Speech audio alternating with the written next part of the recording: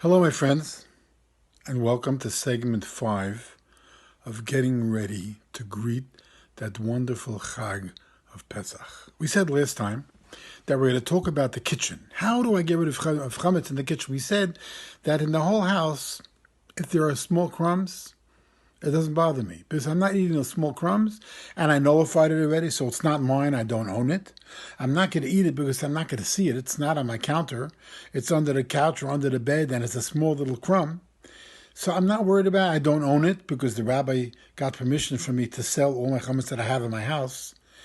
And I even burned some chametz. I got rid of it not by burning it this year, but by crumbling it over the toilet in the bathroom. And that's my way of burning it this year. So I got rid of any chametz that I want to get rid of. The rest of the chametz I put away.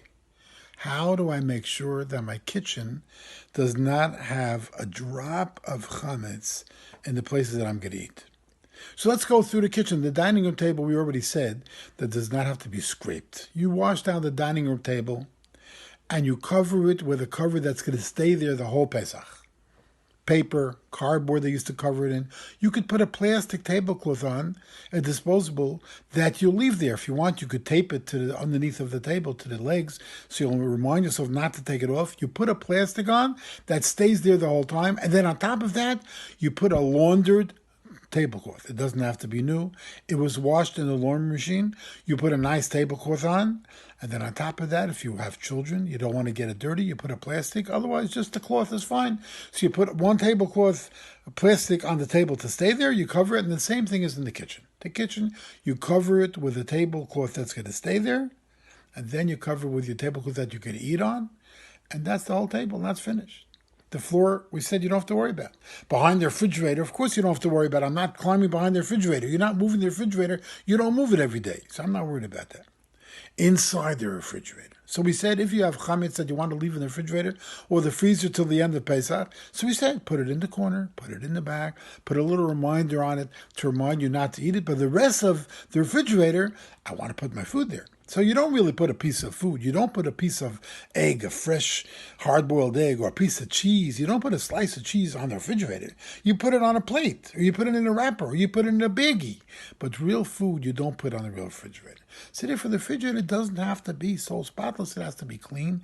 You wash it out, as you would always wash out the refrigerator, with a rig and some kind of detergent, some kind of liquid detergent. You wash it out, and that's all. Some people like to cover it. It's not necessary. Just wash it out, because everything we don't put food in the fridge, even though you put fruit in the fruit bin, that's true. So wash out the fruit bin a little bit better.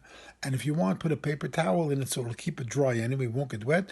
And that's your refrigerator. Refrigerator is done. On the outside, of course, wash the handle also. Wipe it down with a cloth with detergent, because kids touch it with dirty hands, or sometimes dads like myself touch it with dirty hands. So it might have small little bits of chametz on it. Wash it down. Don't scrub it and burn it off and scrape it till the whole siding has come off. Just wash it off with a detergent soaked rig, and that's enough.